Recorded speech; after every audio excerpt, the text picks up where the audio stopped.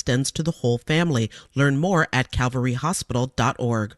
On the next Radio Lab, you see these wasps? editor Alex Neeson slogs through dusty archives and swampy cemeteries. Ooh, I'm stepping in mud. To uncover the dark history behind her name. This is where it starts. And figure out if your name is something you have to move past or... Wait! What? If it's your best way of moving forward. I'm right here. I'm moving forward. That's on the next Radio Lab. Tonight at 9 on WNYC. On the next Brian Lehrer Show, the Trump tariffs and New York's tourism industry. WNYC's Arun Venugopal has been reporting on this and finding major hits to people's businesses. He'll describe what he's learned and will invite your tourism industry calls. Also, where does the word blurb come from? Where do they say Baba Sheely? We'll have Martha Barnett, author of Friends with Words, Adventures in Language Land. The Brian Lehrer Show, weekdays at 10 a.m. on WNYC. Marketplace Morning Report is coming up next, and then in 10 minutes at 9 o'clock, it's the BBC NewsHour on WNYC. Let's check in with London and see what they're working on. Hello, London. Good morning, WNYC. I'm Rebecca Kesby, and on today's NewsHour, 5 journalists killed in Gaza. A targeted assassination, says Al Jazeera. Israel says one of them was in Hamas.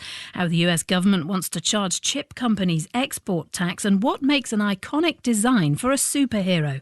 That's BBC NewsHour, coming up at 9 on WNYC. 77 and sunny out there now with an air quality alert later this morning all the way to tonight. Sunny and hot on this Monday with a high temperature of 88, a repeat tomorrow.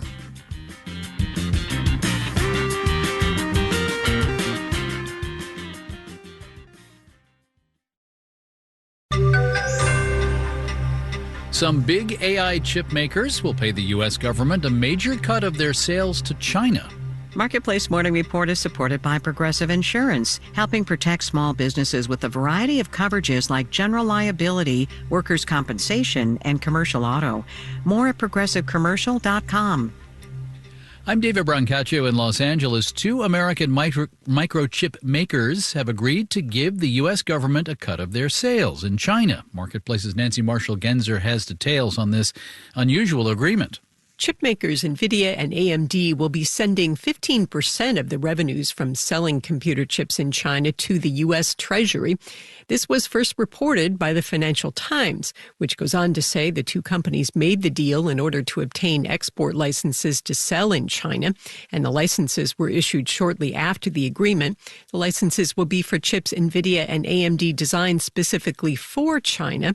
In a statement, NVIDIA just says it follows rules the U.S. government sets for its participation in worldwide markets. AMD didn't respond to a request for comment. The Trump administration initially said it would ban NVIDIA chip exports to China. It reversed course, but there are concerns the Chinese military will get a hold of these chips. In a post on X, former Biden administration official Peter Harrell said the 15% deal would also violate the Constitution, which forbids export taxes. I'm Nancy Marshall-Genzer for Marketplace. With all of this, a social media account affiliated with China's state-run government-influenced media claims NVIDIA's N20 chip is unsafe for China, asserting it gives its U.S. makers backdoor access and could be shut down remotely. NVIDIA says there is no backdoor. The China posting casts other shade, saying the NVIDIA model is bad for the environment and not all that technologically advanced. Markets, Dow futures up about 0.2%, S&P futures up less than 0.1%. NASDAQ futures are up slightly at the moment. Bonds are up. The benchmark 10-year interest rate is down at 4.27%. In an acknowledgement the economy may be weaker than we thought, a Federal Reserve Governor, Michelle Bowman, said over the weekend she expects 3 interest rate cuts during the rest of this year. There are only 3 more interest rate meetings at the Fed left this year.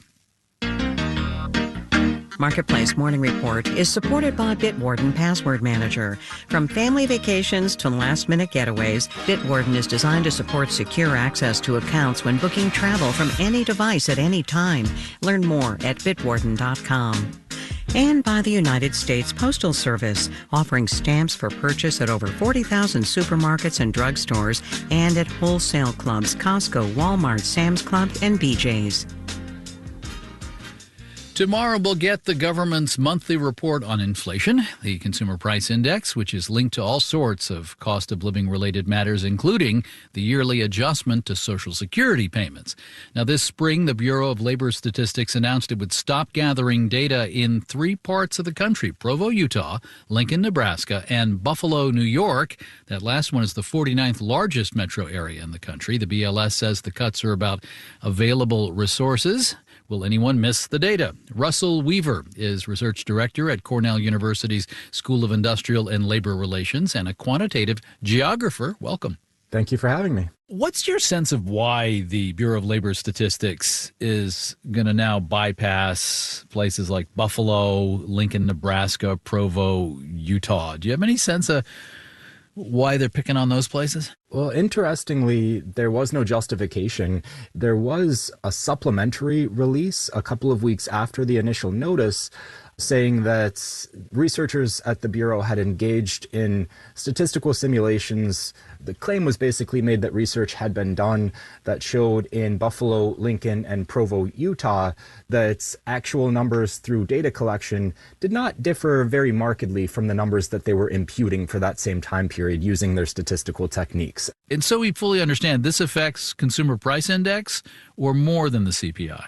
The CPI mainly is where the cuts have been made, but it is going to affect the housing survey as well as the commodity and services pricing survey. And so that is a little bit of a problem because inflation is a huge issue right now, as everybody is well aware. And so not collecting in Buffalo is probably going to present some problems because that's one of the largest population centers in this region at which the numbers eventually get summarized. And so we're going to be missing a good component there. Now, I use this data in our work in financial journalism all the time, and you do too, but is it so terrible if we cut some corners or scrimp a little bit on our statistical modeling? If we're not capturing that inflation accurately, that has a lot of meaning for folks who are receiving, say, Social Security payments through the government, which is another program that's under attack. Social Security payments are adjusted for a cost of living index based on CPI. And so if we're not capturing really the dynamism of CPI and how prices are changing because we're not collecting in regions that could potentially reveal something useful to the eventual estimates, that's going to affect people's bottom line and ability to survive who are dependent on wage increases or Social Security benefit increases that are generally tied to cost of living changes. But maybe the longer term and bigger picture issue here is that through a lot of these changes that we're seeing, we're starting to get a lot more skepticism about the quality of federal data. And federal data underlie effectively all policymaking and decision-making at all levels of government in the U.S. So if we're going to weaken the federal statistical system, that's going to create maybe even more tension, divisiveness, and polarization in society because we'll be arguing about whether or not we can trust the numbers. I mean, maybe at the personal level, too. I have a lot of friends and relatives by marriage in the Buffalo area. These are folks who want to be seen, statistically speaking. They want a consumer price index in their image. I worry that they're going to feel, marginalized by this. Not only do we want representation in these data sets, but we acknowledge that because of the data collection protocols and processes, we need to collect this information from a ton of different locations inside of a region with the goal of capturing information that looks common or typical for that region. And so by not having that representation in the CPI, we in Buffalo can sit and watch all the headlines that inflation might be easing or prices might be coming back down, but that might not be the reality for a lot of folks who are living here. Speaking indeed from Buffalo, New York, Russell Weaver, research director at Cornell University School of Industrial and Labor Relations. Professor, thank you. Thank you so much. And in Los Angeles, I'm David Brancaccio. It's the Marketplace Morning Report. From APM, American Public Media.